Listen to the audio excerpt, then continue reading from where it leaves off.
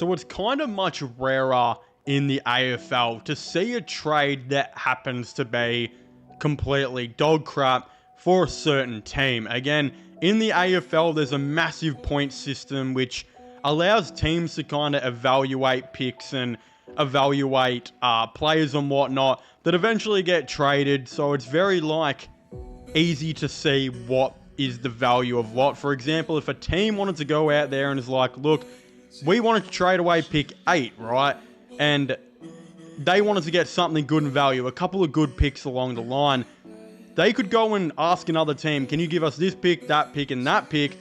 Because it would, of course, be the exact same points as what the 8th overall pick is that they're trading. Again, the point system is a little bit complicated, and you basically have to be as nerdy as Jesse Eisenberg is in every single movie that he's in to truly understand it. But again, that doesn't mean that there isn't the fair share of AFL trades where a player who's usually a little bit more hard to grade than what picks are get traded, and the value that the team gets back in, return is just not that good, or the player ends up being worth much more than what the picks ended up being worth. So again, in today's video, I thought, you know what, let's have some fun here, right? Most people consider fun to be, going to the strip club in Grand Theft Auto, or, I don't know, doing a bag of Whiz Fizz with the boys. But I think fun is talking about the worst AFL trades in the history of the game. And look, there's not many of them compared to most sports, but there's definitely a couple here that I have written down on my notepad that I think we should be going over. But again, before we do get into all of that and more, there's still a decent amount of you guys who are watching these videos who are not yet subscribed to the channel. So if you could do me a massive favor and leave a like on this video and, subscribe, lets me know you guys are enjoying it and whatnot. Again, as well, there's going to be a couple of you probably comment asking why are my cheeks, more red than when Michael Jackson blushes at a Wiggles concert.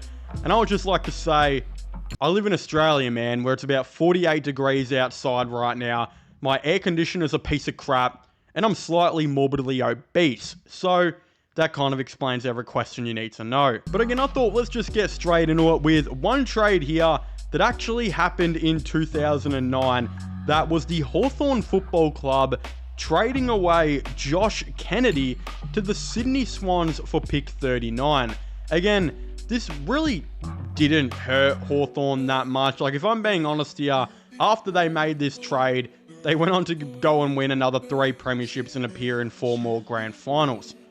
Although in saying that, we still can't deny that they traded away one of the best midfielders over the last 10 to 15 years and one of the better all-time players who was played for the Sydney Swans, who won best and fairest for them, captained them for years, won a flag with them, played in multiple grand finals with them, and they traded him away for a pick that is not exactly that good. Again, they kind of didn't really give Josh Kennedy many games and the development that he probably needed, just based off the fact that he was playing in a team that literally just won a premiership in 2008, and they really couldn't afford to have him in there. But again, they ended up trading a guy away who I think he finished top 5 in a Brownlow one year. I'm pretty sure it was 2014, where that man was just stealing votes off Buddy Franklin, and he just stole a lot of votes from Buddy that year. I think he finished very high in the Brownlow count as well. Again, he's just an overall really good player who will go down as one of Sydney's probably best ever players, especially under the name the Sydney Swans. He's been an absolute club legend for them, and again, was a bit of an L trade by the Hawks there. They didn't exactly do that well by bringing in pick 39. Again, another trade after that was just a certain player for a certain pick, and definitely probably the most controversial ones on this list, because I don't think it was actually really the team's fault who made this trade, but that happens to be the Richmond Football Club trading away, pick number 19, a very solid, respectable pick, for Chris Yarran. And most of you guys would remember Chris Yarran as one of the best halfbacks in the game, who, again, was an all-Australian type level player for so long there. Richmond had the idea to bring Chris Yarran in and potentially be the missing piece that year to help them make the top 4. But again, Chris Yarran not only came into the off-season incredibly overweight for Richmond, but it turns out he had a really bad reported drug issue. I think some even said alcohol issue. And this was apparently known by Carlton. This was reportedly known by Carlton for a long time. And apparently from words, Carlton did get in a big trouble for doing this trade, because apparently they played it off pretty cool to Richmond that Chris Yarran was on the mend and he was doing really well, when they were literally trading them an overweight halfback who looked to be so out of his prime because of the off-season issues he was therefore having. And Richmond were just thinking they're getting an elite halfback here. Yeah, bit of a disaster move that I think the AFL definitely looked at and said to Carlton, that was a bit suspicious by you. But it was just an overall bad mood for the, Richmond Football Club. Chris Yarran ended up playing 0 game for the Tigers and would actually end up going into the 2017 off-season still overweight, reportedly still battled issues, and would actually go on to retire with Richmond, I think before the year even started. So again, Richmond traded away a top 20 pick, a really solid pick in the draft, for a guy who never even played a game. And if you want to get more insane here, that pick number 19 ended up being Ryan Burton, who has actually become a pretty good AFL player, and I think has played like over 150 games. So to think Richmond could have had a guy like that instead of a guy who played 0 games is definitely a very big L. Again, in 2018, we also saw a trade that was really unfortunate and kind of unpredictable, similar to the Richmond Chris Yarran one, where the Collingwood Football Club brought in a club legend of theirs who had recently been playing in Brisbane for like the last 5 years, in Dane Beams, back to their team for a very big sum. Again, Collingwood actually received Beams pick 41 and 44, but they had to trade away pick 18, 56, and a future first round pick to get Dane Beams to the team. Again, Beams would only go on to play 9 games for Collingwood in, I think, that 2-year stretch for them, where he wouldn't be that good at all. He had some injuries, but also reportedly suffered a major gambling and prescriptive drug addiction with other off-field issues. Again, he would go on to retire, and the Collingwood Football Club basically traded away 2 first-round picks for 9 games of footy. Again, that is just such an unfortunate trade by the Collingwood Football Club. Again, it does suck, but also we got to remember, one of those years that Beams had at Brisbane, he was like a Brownlow contender and I think finished top 5 for them in the Brownlow as well. So they were realistically bringing in one of the best midfielders in the game who, if he was playing at his best, could have been the best midfielder in the game at certain stretches. They traded 2 first-round picks for that, and it really just didn't work. Again, we know about his gambling issues. We know about his, drug issues as well. But there were also a lot of other reported rumors and theories about other things that were going on with Dane Beams. Like, apparently the gambling issue was insanely bad and he was a lot of money in debt. Again, I don't want to get all into that because that's just rumors and conspiracies, and we truly don't know the full impact of what was going on there, and that's private for a reason. But yeah, just overall a very bad trade for Collingwood that will go down as one of the worst trades in history. 2 first-round picks for 9 games of footy is definitely a more rarer situation you barely ever see. Again, another trade that was absolutely terrible happened in 2022, where we first saw one of the only ever moves I think we'll ever see in AFL history, where a team traded away a high pick to salary dump a player. Again, you hear a lot about that in the NFL and NBA, never in the AFL, but Jack Bowes was traded alongside pick 7 to Geelong for a future 3rd round pick. Again, Jack Bowes is by any means not a bad player, and he wasn't even that bad at Gold Coast. Now at Geelong, he's played actually a lot of really decent footy for them in their midfield, on the wing, some halfback, not much, but again, he's really shown what he can do in that midfield. And they also got pick 7 from the Gold Coast Suns, which they actually used to take Jai Clark, who some believe in a year or 2 could develop into being a really solid midfielder for the Cats.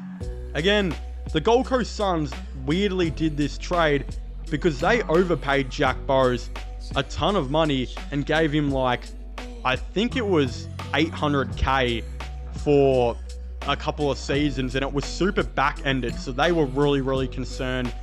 Again, they needed to sign a bunch of guys like Ben King, and they just couldn't afford to do it at the time.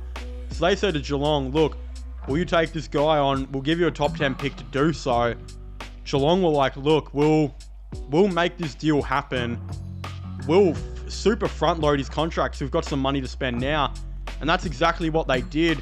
Jack Bowes comes in, has played really good footy with Geelong. They've got arguably a future star for them in Jai Clark. And Gold Coast didn't get anything out of it. They were able to retain and keep their players. Again, if Jai Clark, let's say positives for Geelong, manages to make an All-Australian one day, and Jack Bowes keeps contributing, Gold Coast basically traded away an All-Australian and a really solid role player for a future third-round pick. Yeah, mind-blowing, massive L. It's a big L by the Suns there. Again, the last trade I wanted to talk about today is definitely the controversial one of the video, because we don't technically know if this is going to be one of the worst trades in AFL history, but I believe it's shaping to be, and I'm going to call the early crow on this one. But I want to be talking about, as a massive Richmond fan, one trade that has really pissed me off and upset me. My dog is currently having a cardiac arrest on the ground. And that is the Jacob Hopper trade in 2022, where the Richmond Football Club received Jacob Hopper picks 53 and 63, and Richmond had to part ways with their future first round pick, which became pick number 8, and they had to trade away pick 31. To put this into perspective, right? Jacob Hopper was a really solid midfielder for the GWS Football Club, who was kind of like a 4th or 5th option, but was looking to go to Melbourne to try and play with a contending team that the Tigers were trying to be, and be more of an asserted midfielder. Richmond, though, ended up dropping out of the 8 and finishing 13th. Jacob Hopper did not play good footy with them at all. He had a couple of injuries here and there, he just wasn't any good. And then the following season with the Tigers, had a lot of really terrible games, was injured for the majority of the season, and just really struggled with hamstring issues and looked a shade of his former self. Again, there were clips of Jacob Hopper where he was having actually a really good game and he would just tear his hammy and he would go and be very frustrated and kick the bench and do all that type of stuff. It was very sad to see. A player's prime being destroyed by injuries is no good. The issue is as well now, Hopper's going into next year where he'll be about 28 years old, so still in his prime, but going into the latter of it, and he's going to be making upwards of nearly $900,000 to $1 million a season, and he can barely play at the moment because of all the injuries he has had. In saying that, Richmond then became the worst team in the league, were desperate for picks and young talent, and had absolutely none of it, when in fact, if they didn't do this trade and kept that pick, the rebuild would be already a year ahead, because with pick 8, they could have selected a guy like Nate Caddy or Darcy Wilson, who are two of the best young players in the competition already. They could have obviously cooked with pick 31 as well. Instead, they got Jacob Hopper here, a guy who is taking up a lot of their salary cap on a massive deal that continues to go. It's, back-ended, so by the 7th year of it, it'll probably be like over $1 million. And he can barely get out on the park with injuries. Again, there is still a lot of time to turn this trade around. Jacob Hopper could play every game next year and be one of Richmond's best players. But at the end of the day, with how I'm looking at Nate Caddy, the guy who was taken shortly after that pick they could have had, and Richmond desperately needed a key forward at the time, Nate Caddy to me looks like one of the best young players in the game. And I wouldn't be surprised if he develops into an All-Australian one day and really becomes a top-tier key forward. But Jacob Hopper, even if he has a great year, I don't think he's going to come near the All-Australian. Richmond is still last. He's contracted for another 4 years after this season, so 5 years left. It just really isn't the best move, and no matter how you look at the trade, it looks bad. And it's not like he's been known as a leader who can help out these young kids on a rebuild either. That's never been a strong part about his game. It doesn't look that good, and I think that I'm putting this in this video because I think if I had a tip of a trade that's going to become one of the worst in history, no matter how much Hopper performs for the Tigers now on, it still doesn't look good knowing you could have had Nate Caddy and another good young player at 31. So yeah, it's very weird, and knowing that the Tigers could have used that salary cap elsewhere, different players over the next couple of years, is also a weird and bad look. But again, if you haven't already, please make sure to leave a like and subscribe to the channel for all the latest AFL content and news. Go and subscribe to my IRL/Geelong channels and my gaming channels. Links for them will be in the description down below. And I guess I'll see you guys next time. Goodbye.